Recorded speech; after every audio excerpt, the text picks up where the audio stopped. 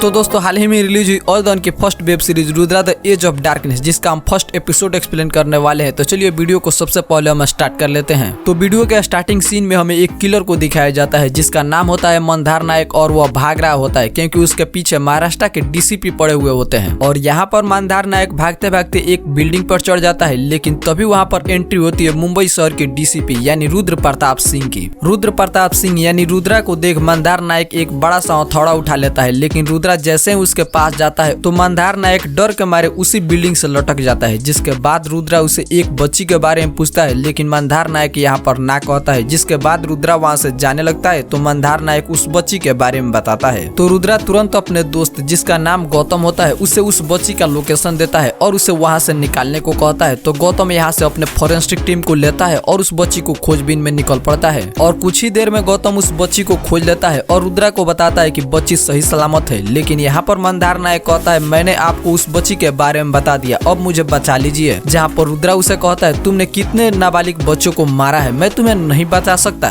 जिसके बाद मंदार नायक की हाथ छूट जाती है और मंदार नायक उसी बिल्डिंग से गिर जाता है। और यहीं पर हमें एक बेस्ट म्यूजिक के साथ इस मूवी का नेम देखने को मिलता है। जिसके बाद हमें 7 मंथ बाद का सीन दिखाया जाता है, जहाँ पर मुंबई पुलिस के पास एक कॉल आता है, जहाँ पर एक लड़की रो रो कर अपने माता पिता की मौत की खबर सुनाती है। और मुंबई पुलिस तुरंत वहाँ पर पहुँच जाती है। और मुंबई पुलिस को वहाँ पर पहुँचने के बाद वह देखते हैं कि किसी किलर ने उसके माता पिता को बहुत ही बेरहमी तरीके से मार दिया है। लेकिन दूसरी तरफ रुद्रा को उसे नौकरी से निकाल दिया गया होता है, क्योंकि रुद्रा ने उस दिन मंदार नायक को नहीं बचाया होता है। लेकिन दूसरी तरफ मुंबई शहर में चारों तरफ खून खराबे हो रहे होते हैं, इसलिए रुद्रा की बॉस रुद्रा के पास जाती है और उसे यह बताती है कि जब तक मंदार नायक की होश नहीं आ जाती तब तक तुम अपनी ड्यूटी ज्वाइन कर सकते हो। हम यहाँ पर आपको यह बता देना चाहते हैं कि मंदार नायक की उस दिन बिल्डिंग से गिरने से कोमा में चला गया होता है और उसे होश में लाने के लिए उसे हॉस्पिटल में रखा गया होता है। रुद्रा फिर से अपनी ड्यूटी ज्वाइन करता है और उस लड़की के माता पिता की मौत की जांच करने के लिए निकल पड़ता है। जहाँ पर रुद्रा यह देखता है कि उस लड़की के माता पिता के साथ एक डॉग भी होता है जिसको भी गोली मार कर मार दिया गया होता है। रुद्रा उस लड़की को अपने केबिन में लाता है और उसके बारे में पूछताछ करता है, जहाँ पर हमें यह मालूम पड़ता है कि उस लड़की का नाम आलिया चौकसी है। और कुछ ही देर पूछताछ के बाद रुद्रा को यह शक हो जाता है कि इसी लड़की ने अपने माता पिता को मारा है। लेकिन कोई ठोस सबूत न मिलने के कारण रुद्रा को अपने बॉस के कहने पर उस लड़की को जाने देना पड़ता है।